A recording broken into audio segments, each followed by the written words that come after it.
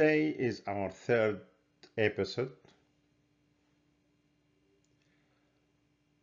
I prepared something else to broadcast to you so you can watch something about Sudan, especially we are heading towards Ramadan, and I have been forced to push it to the fourth episode instead of this episode because we have to deal with something that is international, a real crisis. We are at the doorsteps of um, a world war.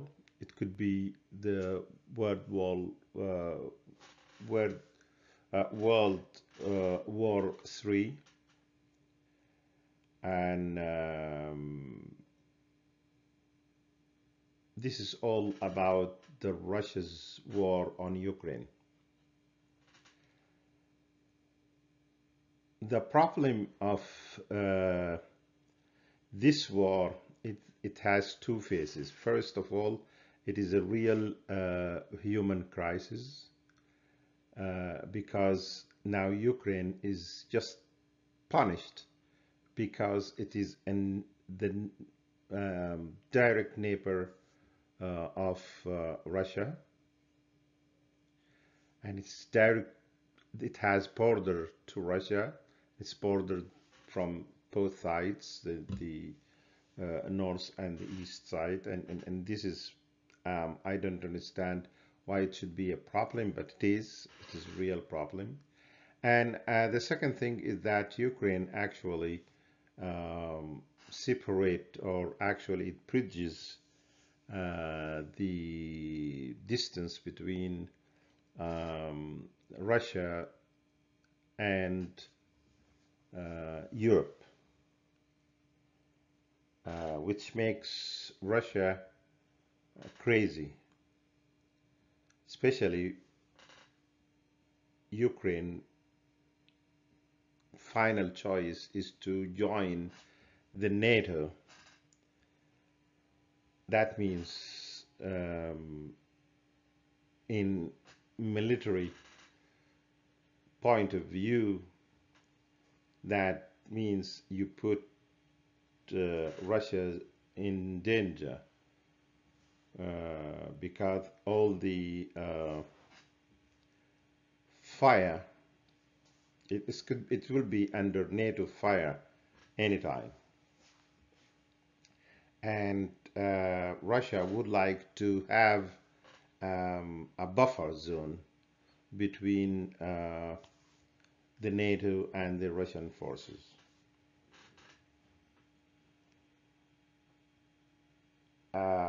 Today is Wednesday, and Wednesday the 2nd of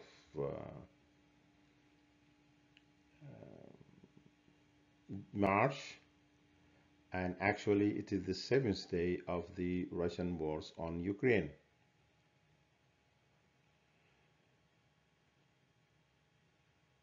Long convoy of Russian tanks and armored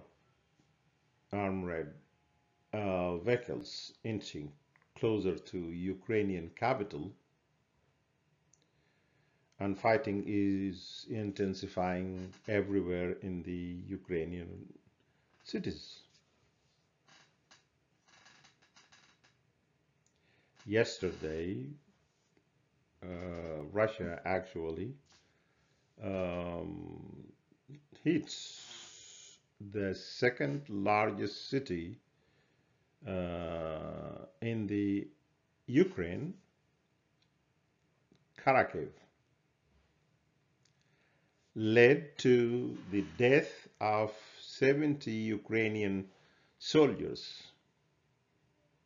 They have been killed after Russian militants targeted them, or actually target their place in a city between Kharkiv and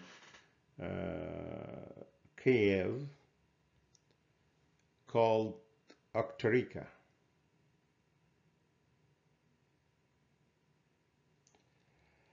So now we are moving towards a big type of war. It expanded every day. Vladimir Putin gets mad because of the sanctions now, and he is gonna proceed in this because he cannot get back now.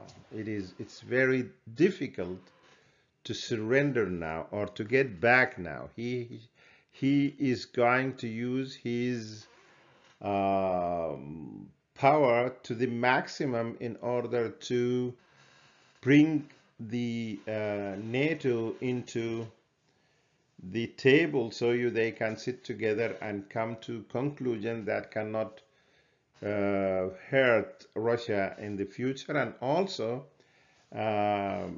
can fulfill the important goal of having this injustice war.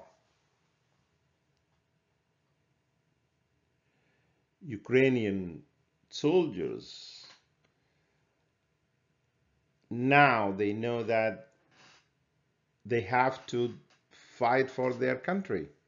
They have to defend their country regardless of what they are going to lose, whether they are going to lose the country itself or they are going to lose themselves or their children or their families or whatever. Some of the cities may be lost or anything like this, but they have to fight for theirs. They cannot just ask others to fight for themselves. This is actually not the problem. The problem that is Vladimir Putin could become even more dangerous and set off a world-altering war. This is a big issue. And day by day, there will be a lot of harm and hurts of this war. A lot of issues is going to arise because now the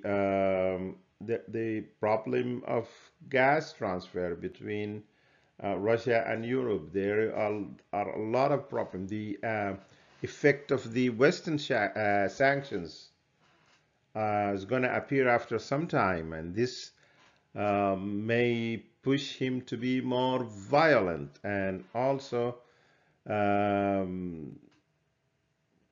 uncontrollable. And he believes in that you should not accept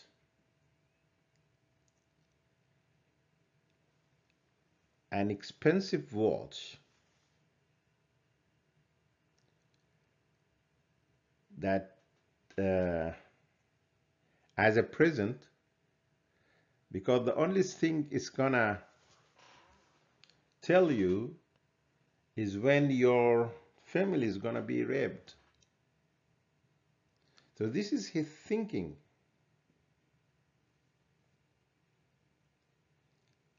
Power, enforcement, subjugations of the others. All these things are part of his own thinking, way of thinking. You can't drop all these. The most important thing is that he is the only one who can take the decision, nobody else. That is, nobody knows something about the how the decision making took place or takes place in or Russia now. Let us have a little break.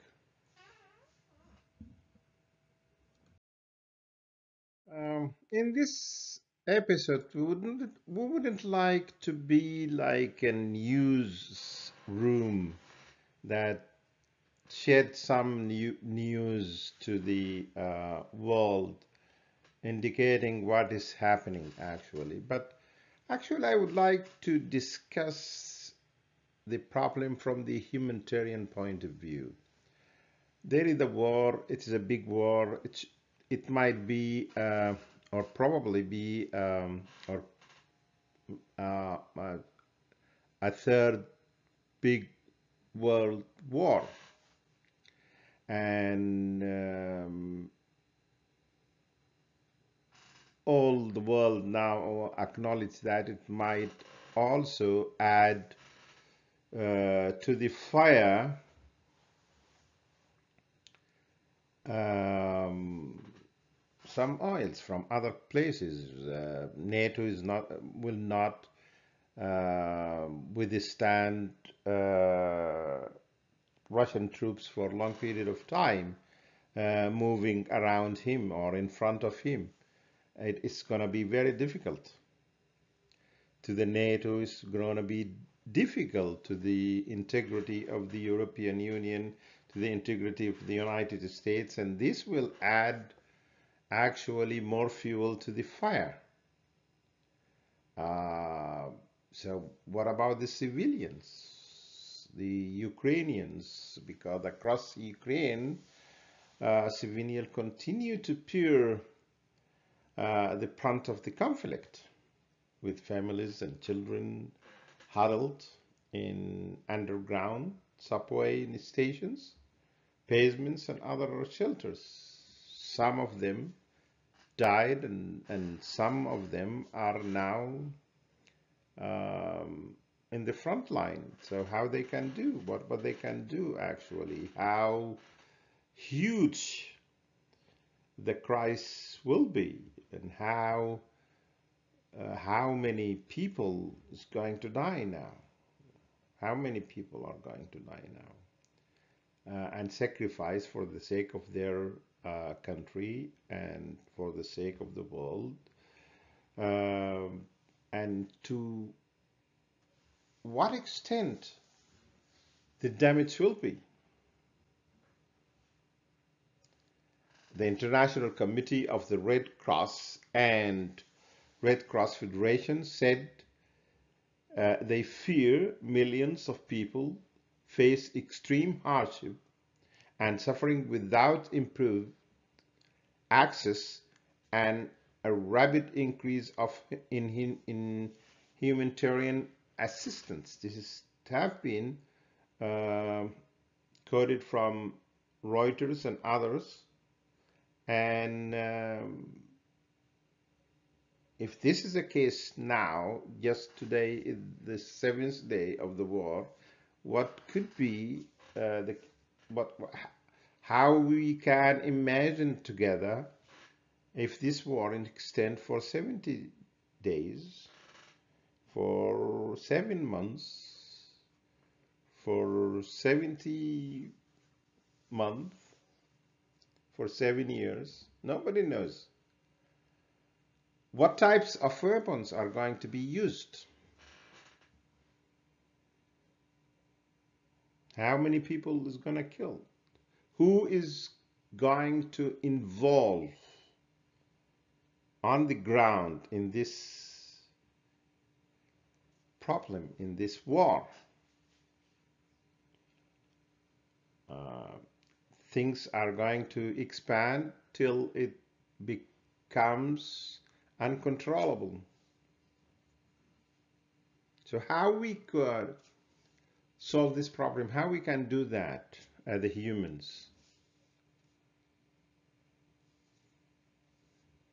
Um, After a while, the economic impact of this war is going to appear. Now the fuel Actually, the oil is now shooting rocketly high. So how we can imagine ourselves after maybe few months?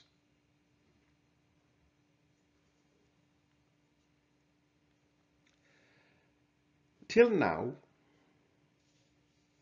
we um,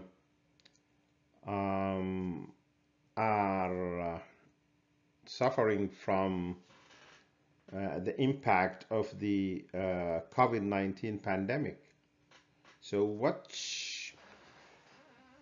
should be if we add something, if we add insult to the injury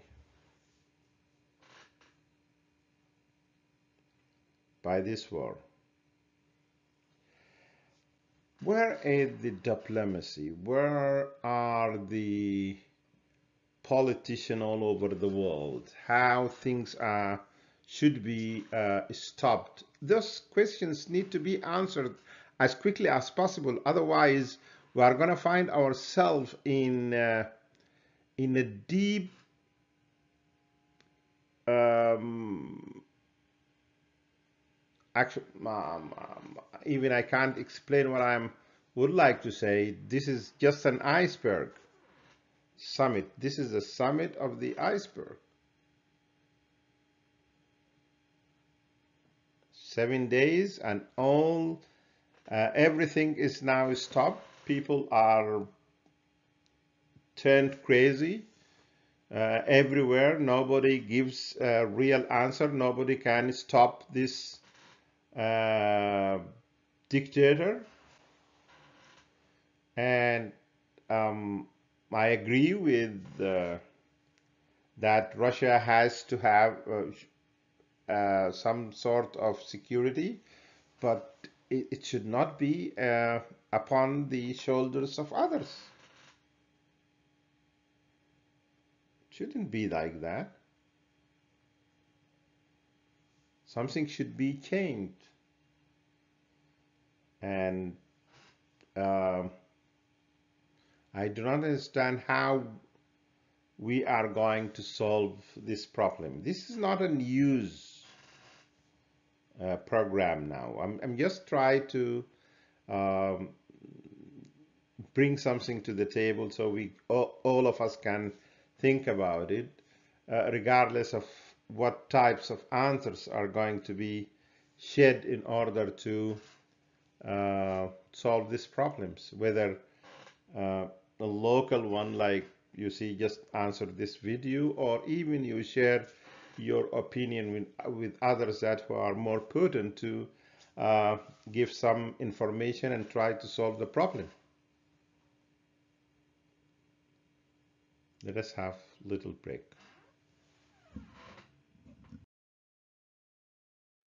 Political analysts all over the world, they come to a conclusion that uh, Putin wants to overthrow the Ukraine government and replace it by another government that could develop the relationship between Moscow and Kiev and strengthen it in the way that Ukraine, if it's not being changed into an alliance, it it's at least neutral and neutral that and become a buffer zone between Europe and Moscow. But this might be a side of the truth. It's not the whole side of the truth, because I believe that Putin wants to recover and retrieve the Cold War era, and he would like to add something to the picture in order that the world after this war ceased become again as if it is the war, actually the world after the World War II. So this is a real problem, and it should be solved and understood. Main research should be taken to this place, and also try to digest what is and see what is behind the scene, and who actually it is staying in the wings.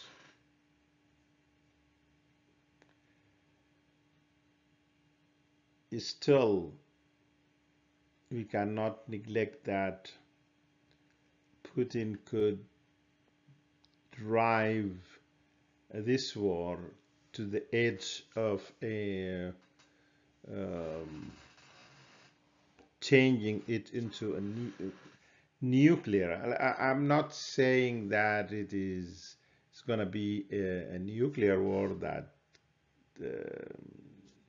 destruct the whole world, but what I believe it's going to be in limited places or limited uh, areas that's going to suffer from a nuclear war, whether it is designed or by mistake.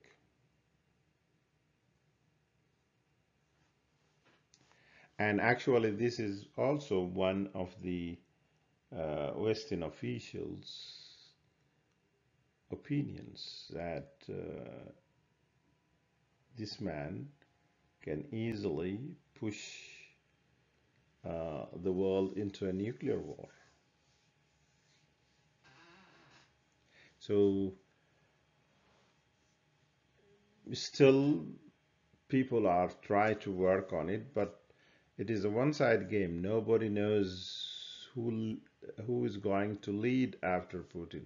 I'm not saying that Putin is going to leave his place. No, I'm saying that who is going to lead this war beside Putin, because the Ukraine president cannot be the leader of this. I know that this is his country, but he cannot lead against Putin. He needs help of world leaders that can withstand and oppose the power of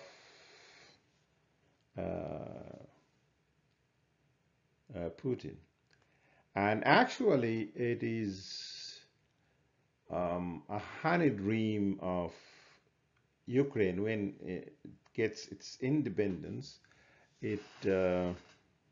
Ukraine get rid of all weapons or all the nuclear weapons and unarmed herself. So now she suffer from that. When you drop your sword, you cannot fight.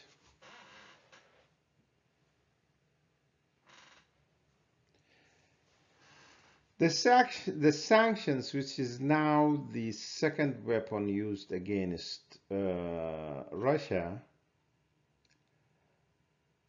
again, as I said before, it's not going to impact Russia tomorrow. It's not going to do that. It needs some time. But even during this time, um, it may not be a real weapon that control the problem, because Russia has the gas, had the energy in general, and they can sell the energy, and Europe cannot withstand having problems in energy, especially during the winter season. It's going to be a problem. So at least it may take longer time than expected in order for these sanctions to implement the and impact the economy of Russia. Putin himself and his um, expertise will not allow this to happen. They are going to have a quick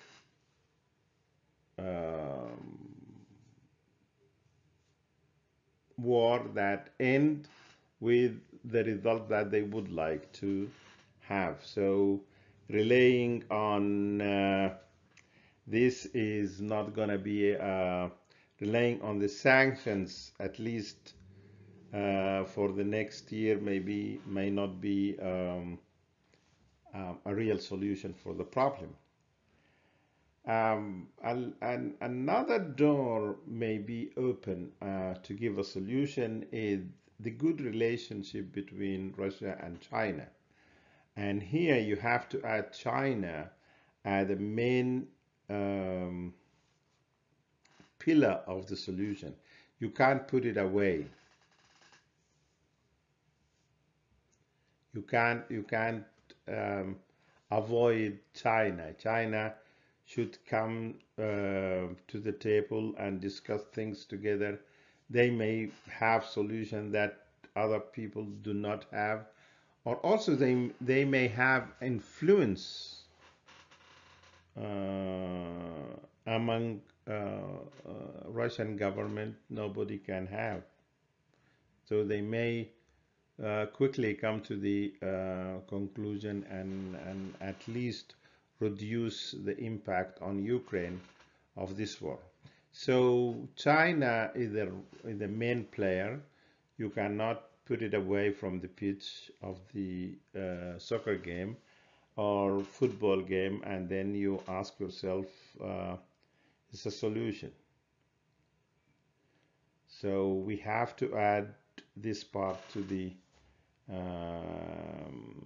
or this main player actually in the world now, and one of the big economy there. Another problem may arise of adding China, because actually China have a similar problem with Hong Kong. So what shall we do when it comes to that time? Anyway, this is all about Ukraine. As we said, we just bring it to the table because it is something human, and we would like to share people all over the world their pains, and also try to relieve this pain as much as we can. Thank you for listening. Thank you for watching this episode. I hope you give us a like some, and also I hope that you subscribe to our channel and activate the notification bell. Thank you. Have a good day.